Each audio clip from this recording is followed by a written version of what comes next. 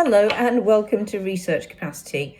You may be wondering out there why we've been focusing on the global political economy so much and why we're so interested in the US presidential outcomes. Well, the USA has set out some red lines, we believe, and that is quite important. These red lines are about making and reshaping the US economy in a way that is both protectionist and still integrated. So it is really early days to know what's going to happen, but looking at the big picture, we know that some countries are going to be affected by tariffs. They're going to be affected in particular sectors and in particular markets. So not everywhere in the world will be impacted in the same way. Also, looking at the way that new orders, executive orders, impact the politics also matters, the politics between borders, because that also influences who works where and how easy it is for them to travel there and work. So there's all sorts of reasons for thinking about the political economy and how it's going to impact us daily. Now, here in the UK, for instance, we may be interested in only those sectors that affect specific markets, and there will be reasons for doing that. Our deficit in trade is actually relatively balanced.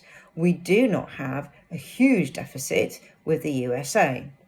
Now, that means that our imports and our exports are relatively balanced. There are only certain areas in which we would be concerned, and that would be in areas such as whisky exports. And the way that impacts manufacturers and whether we would have to restructure some of those supply chains. Also in the automotive business, which is one of the areas of concern, and we're still monitoring and watching data on that. We don't know how that's going to be impacted due to large-scale global supply chains. So really, it is about focusing on those specific market areas that would be most affected. Now, why should we be worried about it? Well, it does mean that at the end of the day, we, the consumer, will be paying more, and it will be more in specific areas.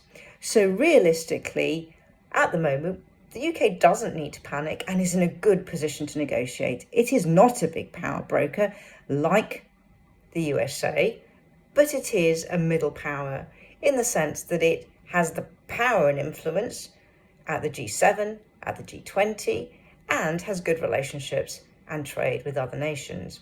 So here at Research Capacity, we will be watching what's happening in the global economy daily. If you'd like some updates, you can catch us on X or Blue Sky and on my blog at Research Capacity Limited. Thank you. Take care.